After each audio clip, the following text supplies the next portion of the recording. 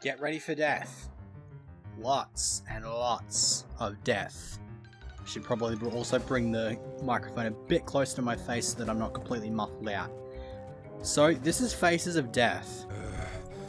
It is an absolute arse of a level to navigate.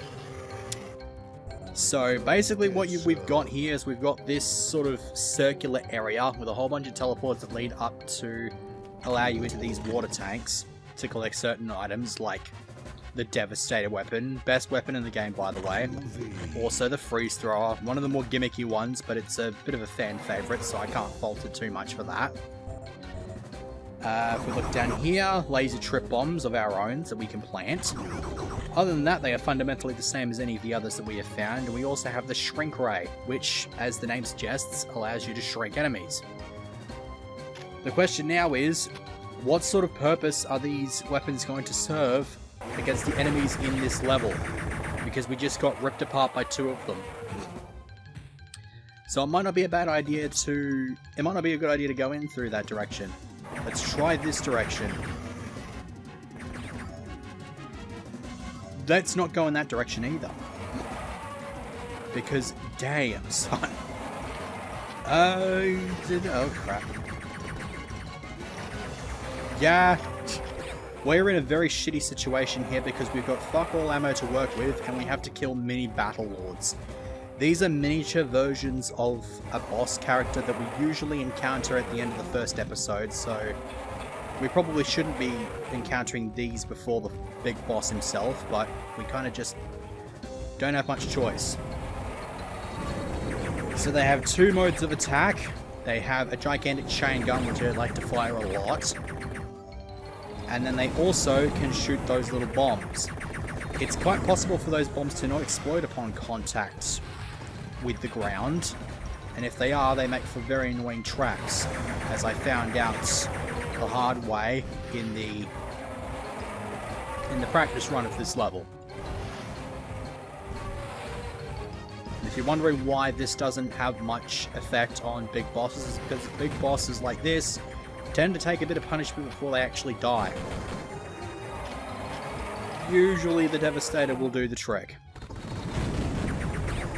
I don't even know why I'm not bothering to use the Devastator anyway. So that's the first one dead. Now the one thing I actually want to try to check out here is if I can get up to the secret areas up here.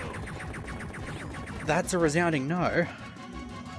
Which is very unfortunate because I kind of didn't want to be a resounding no. Especially when I've got like fuck all health left. Now am I going to end up running into bad shit by walking in here? And it does not look like it. Because there's another one of those that I have to fucking deal with.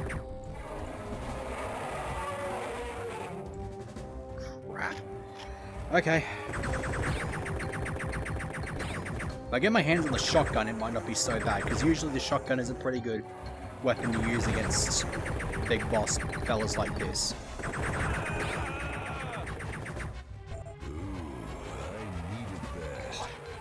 I can't even say much that's interesting in regards to commentary, because this is a fucking hard level to get through on pistol start. In case it hasn't been made painfully fucking obvious.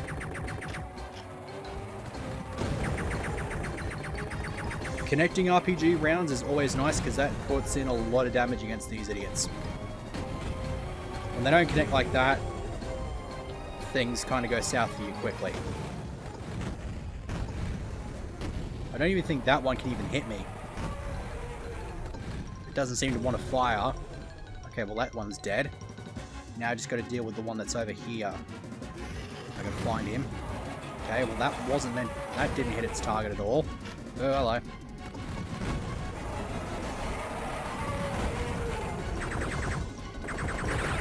Ow. God, this is bad. Nee.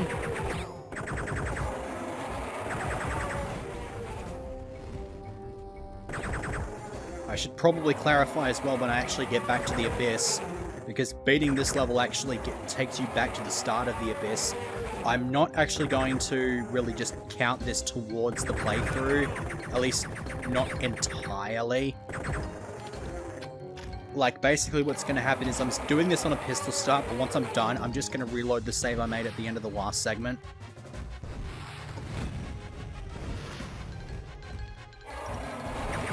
Some health would be lovely to have.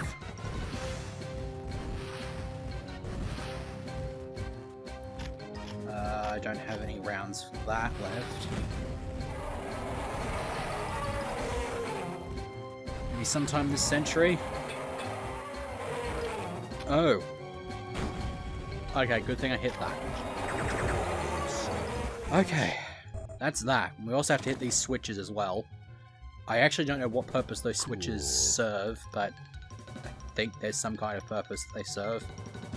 I'm honestly not entirely sure.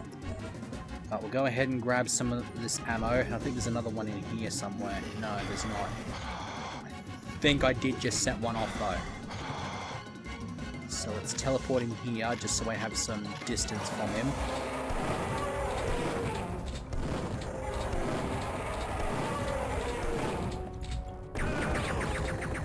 Yeah, there's not much else I can really do here, is there? I can grab this at least. So that way I have at least some kind of chance of making sure that the next hit I take from this idiot does not kill me.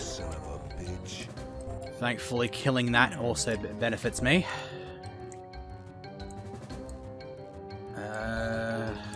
Jeez. Oh, crap in a fucking hat. Okay, I think I know how to navigate this. Because I can just put the jetpack on now. Okay, this shouldn't be so bad. Because there's that atomic health, there's the atomic health in the middle of the level, which I need to get to anyway, because it has the blue card. And then, is this the one that I just explored? Yes, it is. The other secret of the level is over on the other side, so... Now I just got to... see if I've got any more RPG ammo that I have access to.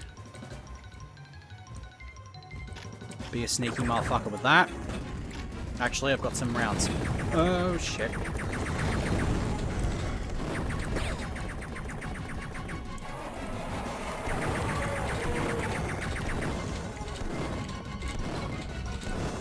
Have we got this? Okay, thank Christ. Yeah, only 7 enemies in this level, and the 6 that we've encountered so far have all been Battle Lords.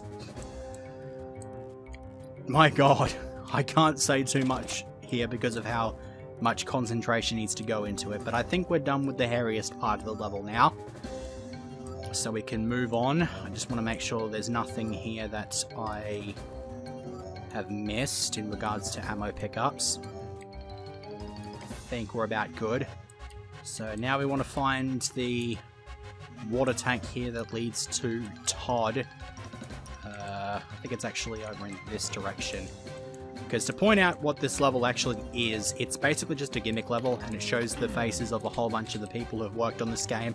Lee Jackson obviously being one of the bigger influences in the game. He's the guy that came up with the Duke Nukem theme song, so kind of have to pay respect. So we want to go over to this tank that has Todd on it, because this is the only place that you can use the blue card on. You gotta dodge this. And then in this room there's a whole bunch of trip mines. We want this one to go active first, because we can just blow that up with the greatest of ease. And you get to blow those ones up. And then I think the other ones are just on the other side of the level, so I think if I set that one off, and then if I set that one off, okay, that destroys all of those. Underneath there you can see that there are a whole bunch of ammo. It's pretty much impossible to get that because this is not actually, like, you can't go underneath it, so it basically counts as a solid surface, and because of how close it gets to the ceiling under there, if you mistime it, you will get crushed. And mistiming it is very, very easy. Much easier than not timing it. Well, much easier than timing it, unfortunately. So, there are 3 boxes of Devastator rounds in there. It disappoints me that I can't get access to those, but kind of just have to deal with it, I guess. So, I'm going to throw a whole bunch of pipe bombs down here because the 7th enemy, as you may have guessed, is in fact another Battle Lord. So, I'm going to throw all of these down. pick this one up, put that somewhere.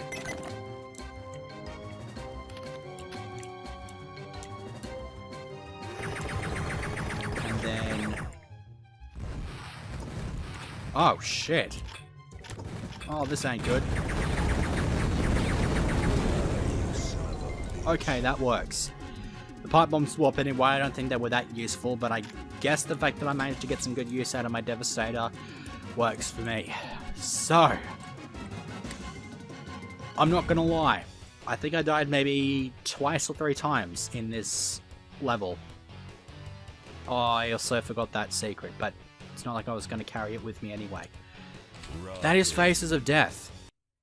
And you'll also actually, to point out, that level exit did not exist before this version of the game came out. So, not only is it accessible legitimately, it is now finishable. Full stop. So, that was that. Just walk back in there to make sure that I've counted the secret has been found. Now let's get back to our usual programming.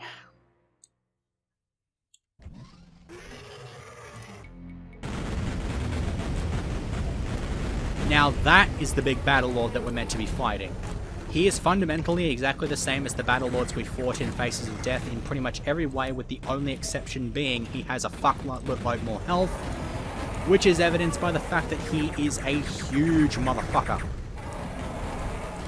So to actually beat this guy is a little bit more difficult. Thankfully there are 2 more atomic healths here that we can just use in order to keep our health up. And yes, you can blow these females up in the cocoons. You kind of don't have much choice if you want to collect the goodies from behind them. Oh god. And yeah, no, there was no way in hell I was redoing the Abyss. I've already shown most of it. I just wanted to do Faces of Death just to show off that it did exist. And now this motherfucker has just hit the turf.